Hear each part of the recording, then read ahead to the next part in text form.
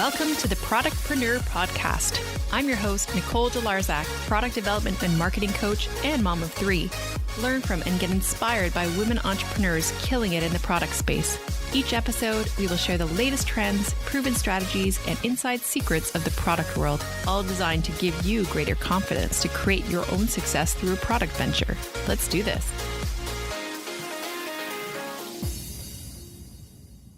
Welcome to the Productpreneur Podcast. I'm so excited to share this next guest with you. I'm going to give you a little hint. Better get your cup of tea ready to listen to this one. Before we move on with the show, I'll share a listener review.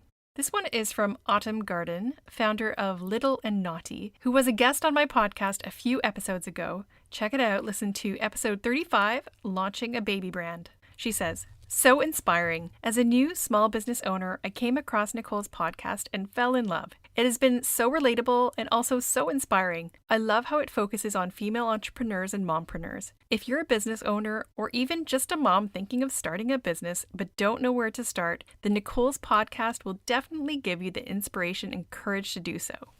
Thank you so much, Autumn. You are so inspiring, and your episode showed others how it's possible for them too. So thank you so much for being on the show and for this review. Now, if you're listening and love the podcast, please take a few seconds to jump on Apple Podcasts through your iTunes account, click on ratings and reviews, and add a review. It really only takes a second, and it helps others find the show. Also, you may have heard that I'm offering a free one-on-one strategy session at this time. This is perfect for you if you'd like help with scaling your product business or if you're thinking of launching a product.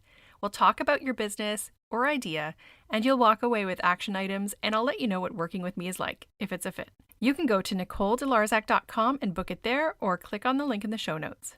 Now on with the show. Today's guest is going to totally knock your socks off. I had the honor of chatting with Tonia Jahshan, founder of Steep Tea, now known as Sipology.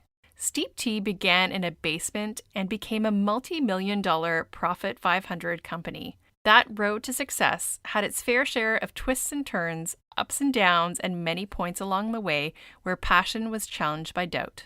Perseverance, commitment, and focus are at the core of what Tonia believes not only kept her on that road, but helped her inspire those around her to stay on it with her. Tonia is also a keynote speaker, and her approach to keynotes is humor and humility. She connects with the audience in a way that inspires them to act, rather than listen and leave. She sees her success through a frank and self-deprecating lens, unafraid to admit and share mistakes so that others can avoid them. The ultimate goal of sharing her story is to help pave the road a little smoother for those who have a plan of their own for personal success. You're going to learn so much, including how Tonia started and grew her business from tea parties to a multi-million-dollar direct sales company, when she and her husband could finally draw income from their business, how Dragon's Den, Canada's equivalent of Shark Tank, helped catapult their business, and how their pitch became a model case for Dragon's Den, COVID's impact on their company's trajectory, her journey through mental health challenges, and how she is helping to destigmatize mental health.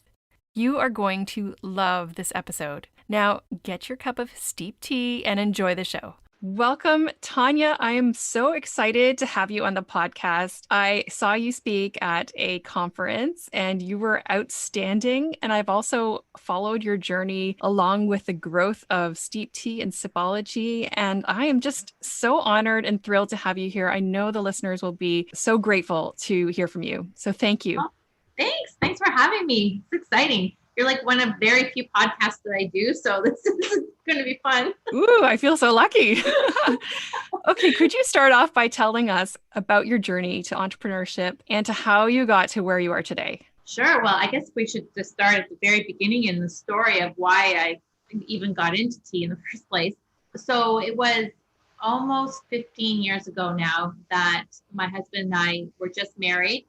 And we were newlyweds. We wanted to start a family right away, and everything worked out that way. We got pregnant almost at the first try, and everything was going well until about 12 weeks into the pregnancy, things just started to unravel, and I lost that pregnancy.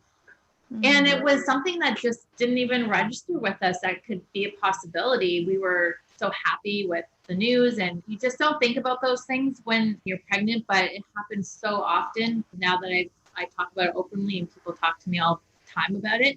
But yeah, I had a miscarriage, and that brought us to Nova Scotia because we needed a little getaway break from everything that just happened. And it was there it was the first bed and breakfast that we stayed at, where they served us in the morning this amazing loose leaf tea called Cream of Earl Grey. And everything about this tea just made me happy. The smell of it and the taste of it, and the fact that it was loose leaf tea, it just intrigued me. And so I asked him where he got this tea from. And he said, oh, I got it from a little tea shop down in Mahone Bay. And so Mahone Bay was definitely not on our itinerary to go to, but I said to Adam, we have to go and get this tea. And so we went to this little tea shop, got a whole bunch of this tea, brought it home to our friends and family, and I started introducing it to them, and they all loved it. And that's when I just got this spark of an idea that I was going to start doing tea parties in people's homes to get the awareness of how great loose leaf tea tasted compared to the crappy little tea bags that we were all used to drinking, right? Yeah. Myself included. I've always been a tea drinker. It was Tetley with a splash of milk, and I drank that every night, and it was amazing. But then I was exposed to loose leaf tea, and I thought, oh my God, I've been drinking dirt water for like my entire life. And so I came up with the name Steep Tea, came out with a little catalog. I said, well, first of all, before the catalog, I started researching where was I going to get this tea. And naturally people think, oh, did she get the tea from that tea shop? Did she start selling their tea? And no, I did not sell their tea. And that would have been an easier route. But I knew right from the beginning that I wanted my own brand. I wanted my own name. I wanted everything to be my brand. So then I came up with the catalog, and I launched the company on October the 22nd, 2006, and had all my friends and family there. I think there was about 15 of them. And I said, here's my new business, who's going to support me? And they all had fun. We were, eating high tea biscuits and drinking tea. But the one thing that I really needed from them was I needed someone to book a party for me, like a tea party, so I could introduce it to their network of friends. And that's how, direct sales works. You start building your network. And nobody booked one for me. Not a single person at that party booked a party for me. And I was like, all right, that's interesting, but not at all surprising now when I talk to other entrepreneurs. They're like, friends and family are not the ones that you can always count on to help you start your business. That's so true.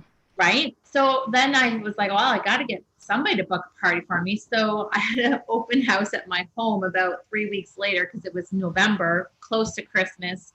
Invested like $5,000 into making or having a ton of inventory. I made a whole bunch of baskets. I had my mother bake 100 dozen shortbread cookies to go with the tea. And I was convinced that there were going to be hundreds of people in my house buying up all this tea, right? That's how like big picture thinker I am, and how naive I can be sometimes. And I literally flyered the neighborhoods in the city of Hamilton, and 2 people showed up the entire weekend. And I was like, oh my gosh, total burst of the bubble, right? You just feel so deflated.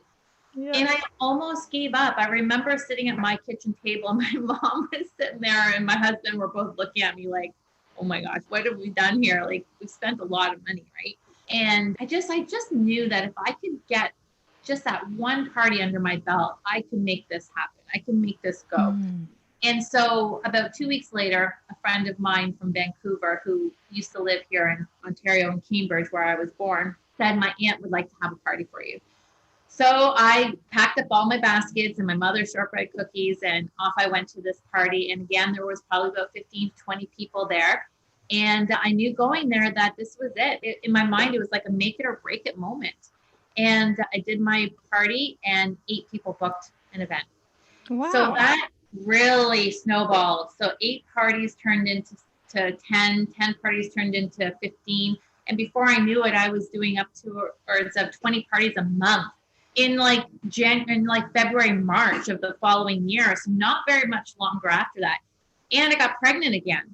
And so I was so sick. I remember being really, really sick with Layla, and it was a good sign. My doctor said the more sick you are when you're pregnant, the better sign it is that things are going to go well. And I was true. I was really sick. So I knew then too that I needed help. I couldn't do the 20 parties on my own anymore. I didn't want to just give up because I was pregnant. So it was then that I decided that I was going to fast forward the plan of turning it into an actual direct selling company and offering the opportunity to other women and men. That was a 5-year goal. It got squashed to like 6 months. So we incorporated the company in June of 2007, brought on our very first consultant in September of that year. And here we are. Wow. Well, a lot happened in between there, but for 3 years, her and I grew this company. We were doing trade shows all the time. She was doing a ton of parties. I was back at home in my office, in my warehouse, which was my garage, my basement. I was the shipper. I was the packer. I was the support team. I was everything. So while she was out there growing the teams and selling the tea together with me doing trade shows, it started to really blossom quite fast. That's incredible. So you really lived and breathed the direct sales model. It's not like you just said, okay, I'm going to get a bunch of consultants to do this for me. You started from the ground up with your own products, doing the parties. You were doing that work. So you're such a role model for these other people who are getting involved in your company. I think that's so different than other companies I've seen, for example. Yeah, I would agree with that. It was always important for me to be able, and I don't do parties per se now. Parties actually don't even happen anymore. So I'll talk about that later. But yeah, I've always been super, super involved in the business, whether it's just being a support system for our consultants all the time or out there doing the work myself. Right. So that's incredible. I'm sure they see you as a big mentor for them, for the whole company. Yeah. I think so. Yeah, I actually was involved in network marketing at one point, and I do remember having my initial launch parties and doing that to crickets. Like it was 1 or 2 people would come, and it was so deflating. And you're like, "Is this gonna work?" But eventually, as you said, you move beyond that. You move beyond friends and family, and it grows. Yeah, you have to be able to get outside your warm market and get into that cold market. And that's, I think, the biggest mistake that people make when they get involved in direct sales. They need to give it a solid year before you can say, this doesn't work for me. And when I say like a solid year, I mean like you put everything into it. Like it's a business. And I think that people don't understand that about direct sales. It is a business. You can't just come in and work it when you want to and then expect the money to roll in. It's like with any business, right? My husband and I owned 3 Subway franchises while we were doing Steep Tea. And I can't just not show up at Subway one day and say, oh, I'm going to be closed today because I don't feel like making sandwiches. It's the same thing with direct sales. And I could talk forever about direct sales and all the stigma that the market has on it for people who say it didn't work for them. And it's like, did it really not work for you, or did you really not put the time in, right? Yeah. And I think that's partly the way it's sold to some people as sort of like, oh, you could do it on the side when it fits into your schedule. And actually, you really have to treat it like a business. It's so true. And you actually had business background then before launching Steep Tea? So before I met my husband, I was a preschool teacher first. For 10 years, I was a preschool teacher. But all through those years, I was selling something. So I've been involved in some sort of direct selling market since I was 19, whether I was having parties at my house or I was selling for one. I actually only sold for one, and that was a candle company. I didn't get into any other ones, but I knew how lucrative that market was for me as a college student or as a person living on their own, how that little bit of income, even if it was $500 a month, how much that helped me as a single woman living on her own. Like it was incredible. So at age 30, my father had his own business and he decided that he wanted to retire. So he asked me if I wanted to take it over for him. And it was a sales and marketing agency selling hand tools and electrical equipment to distributors across Southwestern Ontario. So of course I jumped at that chance. I was kind of 10 years of being a teacher, I outgrew that. And now it was time to really, really dive into the entrepreneurial world. And so while I had taken over my dad's business, I met my husband. and he owned 3 Subway franchises. So together, we became like this super duo of entrepreneurship. And then the story of Steep Tea came along because of what happened, right? So I did Steep Tea for 5 years on my own with my mom I finally had to hire my mom, and I hired my aunt to help me do some packing and shipping in my basement. But he was never involved until year 5. Year 5 was when my little hobby business started to outsell our Subways. Like I was making more income, and it was creating more sales than the Subway. Wow. So he was like, wow, I need to take a closer look at this, because he was getting tired of Subway too. And he had just finished his MBA at the University of Rotman. And so we decided that we were going to sell off our Subways, and he was going to join full-time as CEO of the company, which was the best thing that could have ever happened, because he brings a finance operational background that I am not as strong in. I'm very strong at marketing and relationship building and sales. And so together we became the Steep Tea team. Perfect. What a perfect duo. That's amazing. Yeah. I love that you guys are both entrepreneurial. And it sounds like all that background of, probably some trial and error got you to, or helped you get to where you are today. Oh, yeah. A lot of trial and error. Yeah. And I don't think people realize that, because they think everything's an overnight success. It's like, oh, you built this multi-million-dollar empire. But actually, there's a lot that goes into that. Oh, my gosh. Yes. We didn't pay ourselves for Steep Tea did not provide a actual income for us until year 5. So that's very typical. 5 years is like you need to put everything you've got into your business for at least 3 years. Sometimes it takes longer to get an actual income out of it. But everything goes back into the business, right? You are always, every sale that you make goes back into the business to grow the business. And so, we had everything on the line. Our house had been remortgaged 2 or 3 times to just put the money back into the business. The income that we made from Subway was the only income we had for the first 5 years. So we were always putting that money into the business as well, into Steep Tea. So yeah, people need to be prepared for that. They need to be prepared that they won't see on average income right away. It's just not realistic. That's so great to hear for people who are stressing out and not taking an income and thinking, when is it going to happen? Yeah. And how long did it take for you to get help? Like you were doing it on your own for how many years? Before I hired my mom and my aunt. Yes. So I'd say about a year. Okay. I was doing it on my own because I was having babies too. So it was pretty difficult. Like I had Layla, then I got pregnant again with Jenna a year and a half later, had her, and then I had Tammy. So yeah, I definitely knew I needed help. And that's the other thing. You pay for the help. So your money goes into that, right? Yes. Yes. Oh, I know. It's such a balance. Like, when do I get help? It's always that struggle. And what hurdles would you say you overcame throughout the process? And what was the hardest part in growing your business? I would say that it's never been about the sales for us. We always had a really easy time selling the tea because the tea is so good. I would say employees. Employees is the one thing that as we grew, and especially after Dragon's Den, when we really, really exploded and we had to hire people fast into this company to help with that growth. Looking back now, those years were probably the toughest because employees can be really great for the company, but then when you get the wrong ones, well, it can be a disaster for the company. That was the biggest struggle for me, is being taken advantage of from people, right? Wow. And Adam and I are pretty kind-hearted.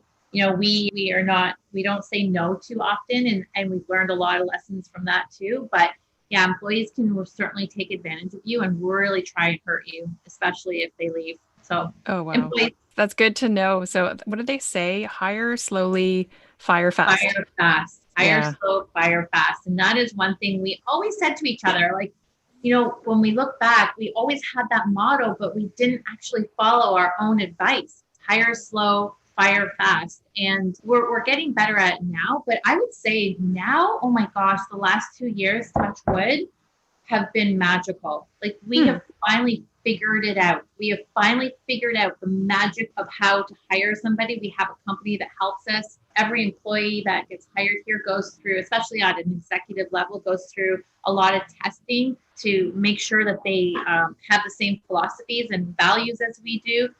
So we learned a lot over the last 7 years, for sure. I can imagine. Yeah, no, that's very interesting. I think that's something that you experience later on once your business is starting to flourish is the hiring piece. And it's so important. Yes. And you always think, at least I do, I always naively thought that everyone has my best interest at heart. I know. You quickly realize they don't. And it takes you a long time to get to that point where you realize, oh my God, there are a lot of bad people out there. But I know. You always want to think the best of others. And that's a nice philosophy too, but you have to be careful. Yeah. And going back to your product, you mentioned that products are so good. Can you tell us what is so special about your products and what is the benefit of using your products? So right from the beginning, I said, I never want to have tea that has any artificial flavors in it, sugar, anything junky. I don't want that in my tea. And when I started comparing our teas to other tea companies, it shocked me how much garbage is in other people's teas, like artificial flavors being a big one, sugar being another one. And I just never wanted that. And we make all of our tea in small batches. Small batches are they're pretty big drums, but in comparison to probably other companies where their tea is sitting on their shelf for a long, long time, we don't want that. We want it to be fresh. So we are constant. We have about, 40 people who work downstairs in the manufacturing facility. So we manufacture everything here ourselves too, which I think people are always surprised to know. So all of our teas are our own blends. Right from the beginning, they weren't, because I had to buy them from a middleman. I would kind of make my own blends with their blends. But I'd say in the last 5 years is when we started to get our own tea, blank tea from China, from India, from Africa, and bring it into our place. And now we have a whole R&D team who mixes and flavors, and it's unbelievable what the flavors that we come out with now. It's incredible. But yeah, the number one thing is no artificial flavors and junk in our tea. And you can taste the difference. It tastes so good and fresh. Our biggest selling line is our matcha line. We have about 25 different flavors of matcha now, all flavored with natural flavors. Like we have cinnamon, and we have banana and vanilla and blueberry, and just a whole range of matchas that people love to add to their smoothies, that people love to replace their coffee with, because it gives them that energy that they need, because it has that great caffeine, but it's green tea. So you're getting all of the antioxidants and benefits of green tea in your matcha. So yeah, there's just a couple of, and we have a new line that's coming out in our new catalog, which launches in February, at the end of February. And they're boosters. They're called vitamin boosters. And so it's a vitamin D booster, it's a vitamin C booster, and an iron booster. And it comes in a powder form. It's purely fruit with the added benefits of all the vitamins that we're putting in them. And they're going to be amazing. People are going to add them to their smoothies. You can put it in your yogurt. You can mix it with water. Yeah, that's going to be a big line for us. And that is launching in March? Yep. Oh, how exciting. Okay. I can't wait to try that. And when you speak of matcha, I love matcha. So good. This is such a good reminder. I think sometimes you forget about all that's out there. And so speaking with you, I'm just getting thirsty for tea. And at the time when you launched, there weren't a lot of loose leaf teas on the market, because you see more of it now, but I don't think it's like with coffee. Like there used to be really plain coffee, only roast and ground. And now you see this plethora of different I know. Varieties. Coffee is everywhere. And I love coffee. People are always like, oh my God, I can't believe she drinks coffee. I'm like, I do. I have my morning coffee. I can't drink more than 1 or 2 cups in the morning, and then the rest of the day is tea. But yeah, I love a good coffee. Oh my gosh, don't get me wrong. Okay, that's good to know. Eating on tea. I'm like, no. That's awesome. Well, I'm drinking which one is this? Let's look at this variety. Show him who's Rooibos. I like that. Oh, that's a good, which kind? What flavor? Lush lemon. Oh, that's a good one. Iced it. Try icing that one. It's delicious iced. Oh, okay, nice. Yes. Well, tea definitely has its benefits. Actually, side note, I used to work on Nest Tea as a brand. So No I way. remember, yeah, looking at all the different types of tea opportunities. Tea is such like it's a Getting huge market hotter. and it's just Like this year alone, like in 2021, I subscribe to a lot of newsletters, and one of my favorite ones is called The Morning Brew. It's an oh American. yeah, I get that. Yeah. Do you? Yeah. And they were talking about tea just like a week ago. It was like a New Year's resolution of, oh my gosh, we need to drink more tea versus coffee. And I'm hearing that a lot in my newsletters. People are really starting to discover tea. I mean, it's been a hot commodity for at least a couple of years. We have a kombucha line that we sell. Right. People are just starting to really take a hold of their health, right? And Right. I think because in the pandemic, I think has really pushed that along too, right? People want to be healthier. Totally. And then when you look at other countries like China or India, it's so developed there, whereas we're just kind of in the infancy here. So Yeah. it's a Yeah. great market. Going back to the direct sales model, what made you decide on that business model? Is just because you started out that way and that's how like you saw the growth? Yeah. So, well, when we got married, we had the subways together, right? And so both of us understood, at least I did. I mean, he wasn't really, I mean, my hobby business was my hobby business. He was like, oh, do this and make her happy because I was pretty upset about the miscarriage and everything. So that sort of took my mind off things building this company. But when you have an actual physical store, you've got rent to pay, you have to have employees, which of course I have employees too, but it was just having a single, like a tea store really hinders your growth, in my opinion. I have like 8,000 soldiers out there in North America who are selling our tea. Hmm. You can't do that in a retail store. I mean, look at what's happened to the retail sector. Well, Like yes. one of the biggest tea retailers has like closed 100 stores, Right. right? I I mean, it know. doesn't make sense anymore. Even back Sad. then, I could see the writing on the wall. This was going to be, we were always going to go online full time. Mm-hmm. So, Yeah, and it's just been accelerated. But online wasn't really as much of a thing back then when you started. So the no, direct sales model was perfect, I guess, because it you had was. all these And it was the people. party thing, right? So I used to go to people's homes and have a tea party with people. And that was really popular 15 years ago. It now with the pandemic, that even before the pandemic, I saw the writing on the wall 2 years ago. And we started putting all of our marketing dollars into social media because we could see some of our top leaders and who are still at the top of this company, they do everything on social media, everything. They've never done an Wow. in-home event in their life. And so I was like, oh, we need to start looking into this trend. Thank God we did. Mm. Thank God we did, because when the pandemic happened, in-home events, gone, I know. Okay, completely let's gone. talk about that because I was going to ask you Yeah. about that, like how COVID has impacted your business. And it sounds Yeah. like it's actually accelerated it. It, so I was pretty frightened. I have to say, like when COVID hit, and I was like, oh my gosh, like all in-home parties are going to stop. But like I said, I already saw the growth happening outside of in-home parties, and I wasn't overly worried, but a little worried. But what happened instead was, so the world blew up in online. Like it literally blew up. Everyone stopped going to stores, and you only could order online. And our Sipologists also realized that they couldn't do in-home events, the ones that were still doing this. So they quickly had to pivot and learn how to run their businesses on social media. And those who did have like literally accelerated this year. And we sell a healthy product. Tea is something that people needed more than ever, like a calming, soothing Mhm. cup of tea is what people wanted, and so many people lost their jobs. So then, it became an income for people. And so they put more time and energy into their Mhm. businesses too. So yeah, we saw like quadruple growth this year, like crazy numbers. We are back to where we were in the Dragon Den years, probably accelerated more past the Dragon Den years now.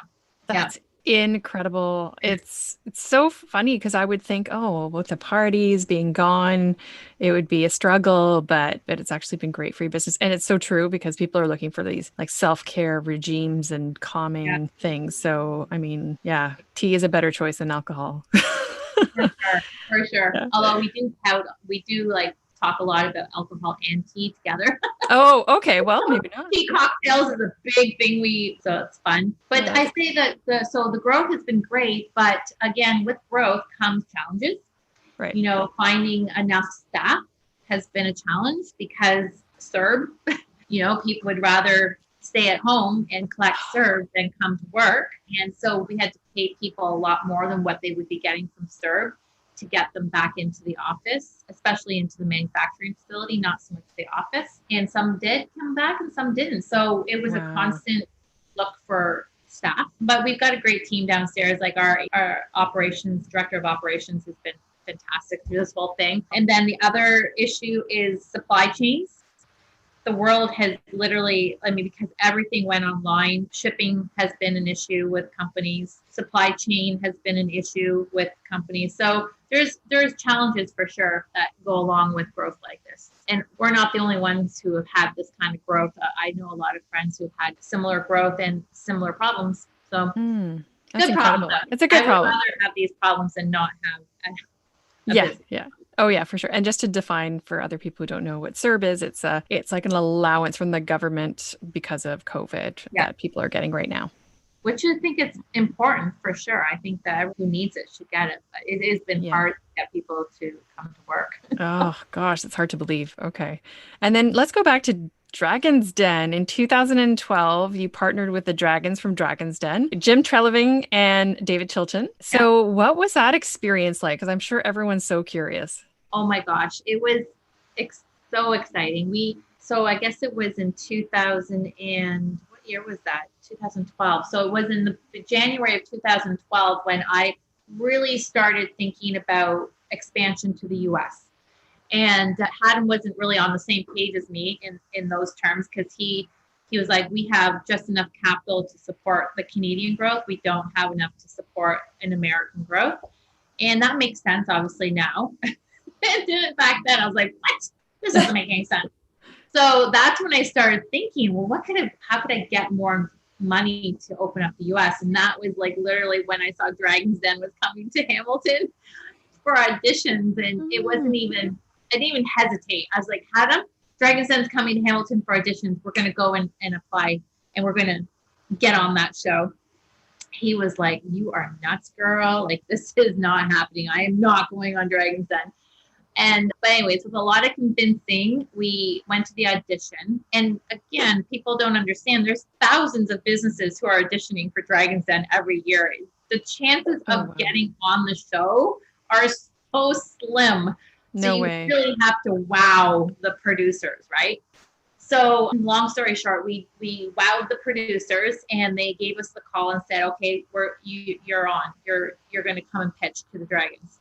So that was like a month. We had a month to prepare. And that's when we just started doing all of our homework. We went back and we watched every episode of Dragon's Den to see what sort of questions they liked and what they didn't like and which pitches were successful and which ones weren't. And so with all of that research under our belt, we went on the show and we were so prepared. And you can tell with watching our show how prepared we were. And it was an hour interview versus what you see on television, which was like 8 minutes. And it was great. I wasn't nervous really about it at all. Haddon was very nervous because he was nervous that, Kevin would call him a cockroach.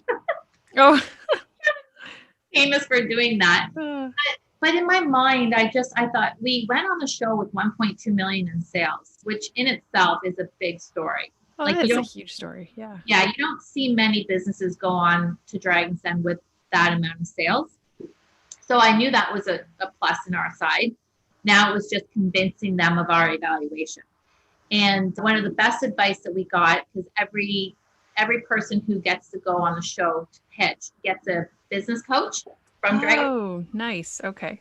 And we were originally going to go on the show and ask for 250,000 for, no, sorry, we were going to go on and ask for 400,000 for 20% of our company, which would have over evaluated our company by, I don't know how much money. And the business coach said to us, now, he goes, would you rather go on the show and talk about like defending your evaluation for 8 minutes, or do you want to go on the show and actually talk about your business? And right. And he was so right. And so many people don't take that advice to go on there with this huge evaluation and get knocked over by these dragons. Yes. And so we went on the show for 20% for 250,000, which they didn't even blink at. Then it was, the whole show was about our business and how much they wanted to be involved. And so that was great advice that we took. And yeah, so it's been great. I mean, Jim and Dave have been super awesome with this company. You know, the due diligence part took about 3 months after we shook hands, which people don't realize either. Like less than 5% of the businesses that you see get a deal actually go through, because that due diligence part is intense, like really intense. Right. I've heard about that. Yep. Yeah. No, they've been great. Jim and Sandy, I would say, have become very, very good friends of Adam and I. We meet with them at least twice a year. We haven't seen them at all because of COVID, but Jim and Sandy and I just got along right from the beginning because we had similar interests. Jim, you know, owning the Boston pizzas, us owning the Subways. We really understood each other and how hard it is to run a franchise, how much you have to put into it. So that alone made Jim respect us so much, because you're the one sweeping the floors, you're the one mopping the floors and cleaning dishes. And that's what you do as an entrepreneur, right? Right. And then we also had very much the commonality of mental health as well. Sandy, you know, from the very beginning when I met her, has been on the board of directors for CAMH, the Center of Mental Health and Addiction in Toronto. So just that connection too really brought us close together. And Dave has always been supportive of us. He talks about us all the time in his talks and his books and everything. So, but they're very different. Very different. Okay. Dave is more of a finance guy. He talks about numbers a lot, but he wrote a book, which has been an amazing book. Whereas Jim is like, he has employees, operations, big business operations, right? So they were both involved. How involved were they actually in your company? So they only own 10% each. So they don't have any decision power at all in our company.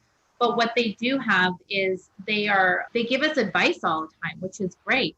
So they've been super involved, but more on the advice side, right? Like Jim set us up with his factories in China from like almost day one, 7 years ago, which was super helpful.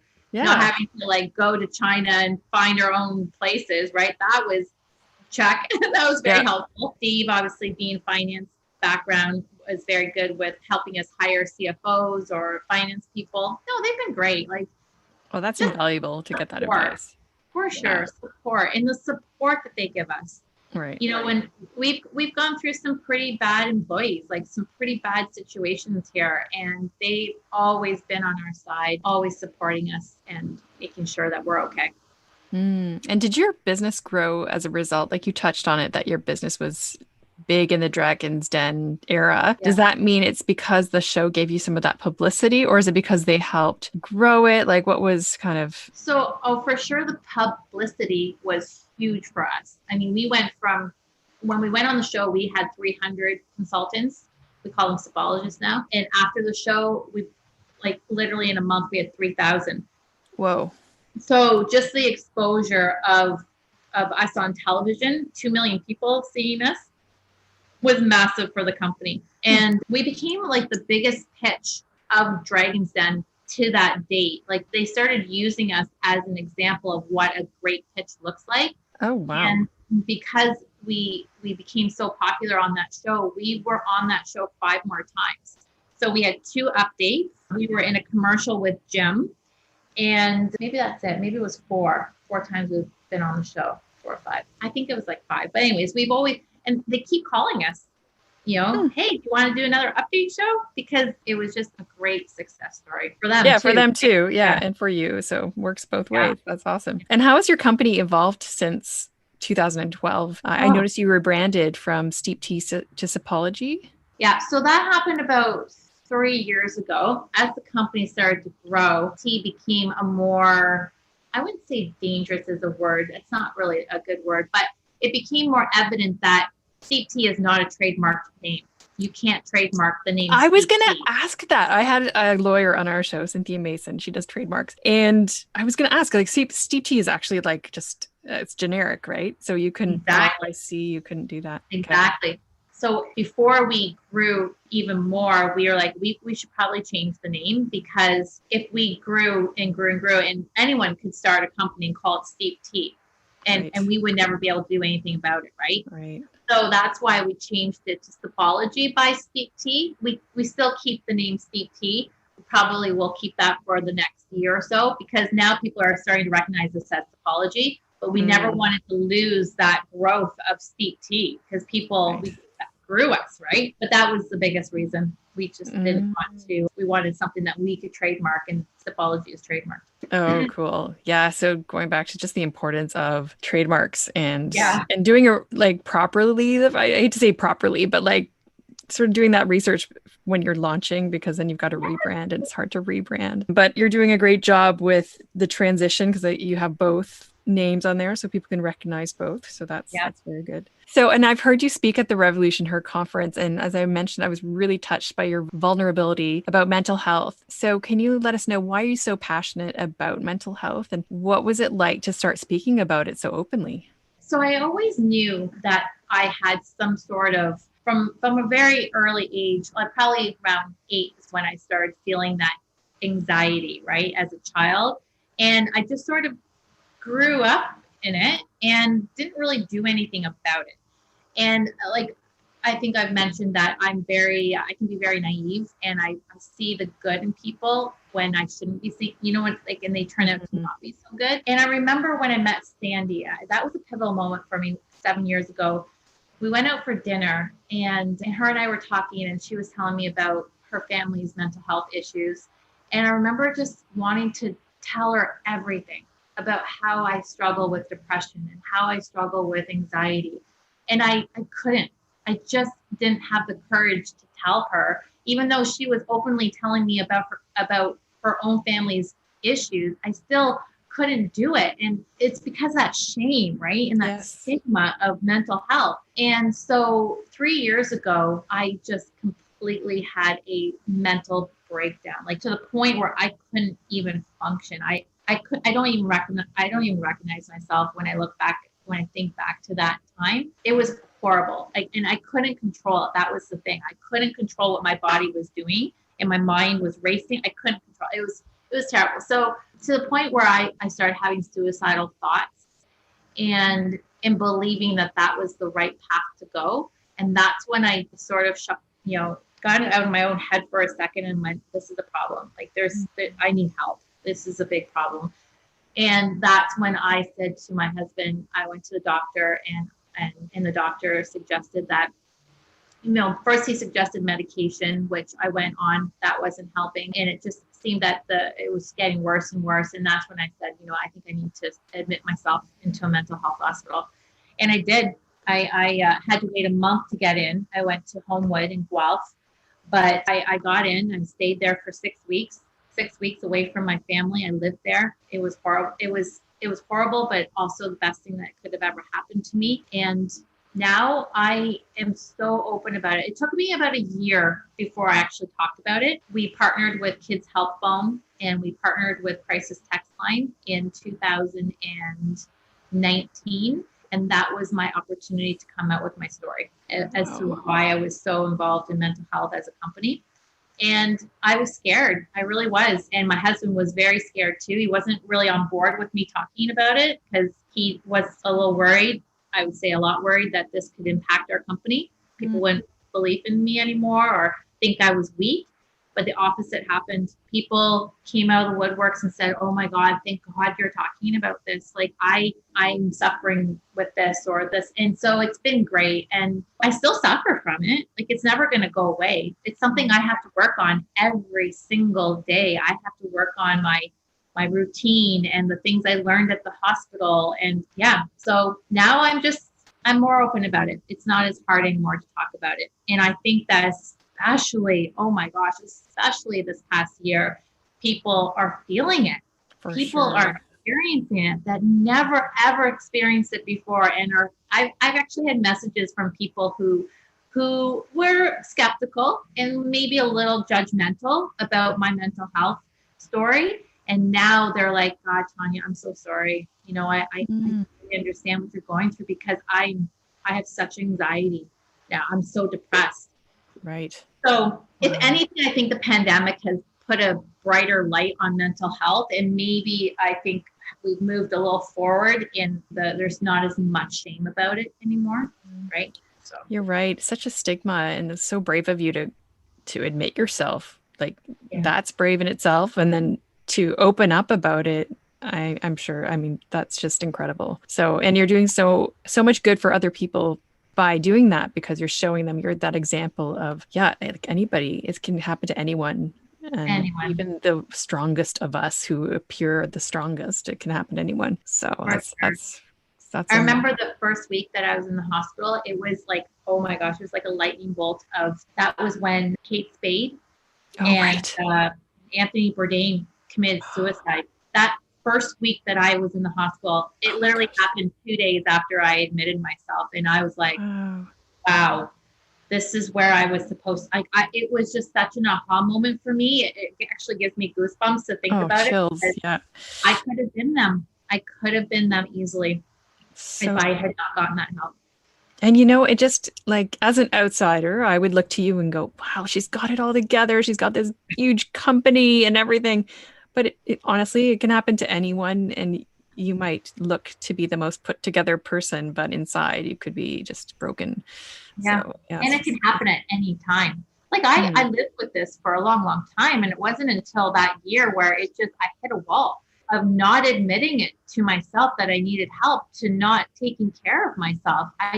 Yeah, if I had taken the steps towards taking care of myself prior to that year, that would not have happened. It wouldn't have okay. happened. I would have been able to handle that year better. But yeah. Is there any advice you'd want to give anyone out there who's listening who might be going through something like this? Oh, silence is a trap. I say this all the time. The silence that you keep in yourself about your issues, if you're anxiety ridden, you're depressed, you're suicidal, you've got to talk to someone. You have to. That's the biggest thing. You can't keep it bottled up inside. It will just explode, and you will do something that you will regret. Mm. So talking to someone, as hard as it is, and it's still hard. Sometimes I don't like talking to my therapist. I don't want to, but you have to. You need someone to talk to, someone who Mhm. can give you advice and listen to you, and help you through your emotions. I mean, we're very complicated people. Right. Our brains are very complicated. I don't think people stop to think about how complicated our brains are, right? I mean, yeah. That's great. That's great to hear. So I think that will help a lot of people. Thank you for that. And I'm just going to end off with reading some of your incredible accomplishments and ask you a little bit more about your biggest, the thing that you're most proud of.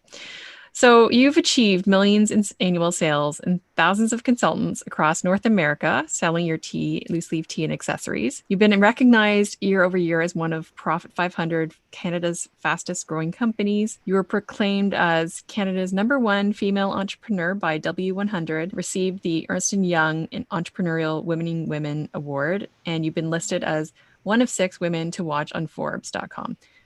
Okay, let's just take a breath there. That's pretty outstanding.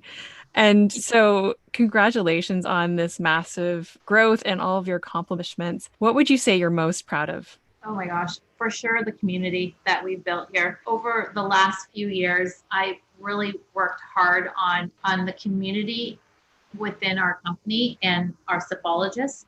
And I have to say, I have never been so proud or so happy with the culture that we have here now versus I'd say 4 years ago when it was a bit toxic, I think. And for no reason of I don't know how it happened, but it happened. And now we have this community of people that I cherish and I adore and I'm so proud of. And they're all doing so well. they're just doing so well, and they're helpful and positive. I'd say that's probably my biggest accomplishment. And the thing I'm most proud of is ridding my company of toxic people. It took a long time for it to happen, but it's happened. And I just don't put up with any of that anymore as like I used to. And so, I mean, yeah, the awards and the accomplishments and all of that has been great, but my biggest joy has been this community that I love so much. That's incredible.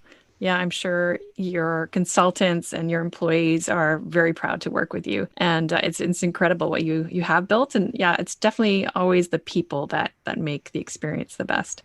It is. I couldn't do this without the people. I cannot do this without them. I'm just happy with the way it is right now. And touch wood, I hope it stays that way. Oh, awesome. I'm sure it will. And what would be your biggest piece of advice for listeners who want to launch or grow their product business? That's a tough, because there's so many things I could say about that. Understanding your market for sure, doing the research on, the competitors in your space, getting your business on social media has been huge for us. I think that any company that isn't invested in some sort of social media presence is missing out massively. And understand that it's going to take time to grow a company. Be patient, be willing to take some risks, because if you can't take a risk in starting a business or growing your business, you're not going to get very far. Yeah, good to hear. Yeah, no, that is for sure. Great pieces of advice. Thank you. And so tell us how people can find you and Sipology. Well, you can go to sipology.com. You can order any products. It's all online.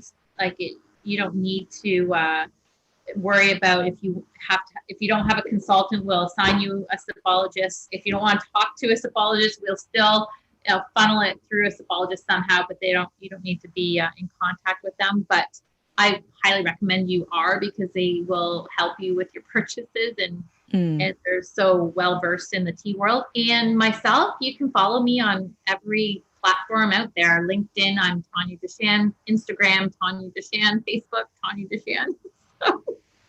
Awesome. Thank you so much for taking the time from your busy day to speak to us. I'm so grateful. And good luck with your continued growth. Thank you so much.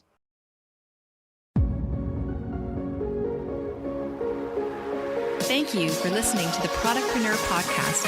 If you loved this episode, we'd be so grateful if you could take a sec to subscribe, share it, and review it on Apple Podcasts. Your review will help more women build their own dream product business. By the way, if you have any feedback, comments, or questions, email me at info@nicoledelarzac.com. Until next time, keep dreaming up those product ideas.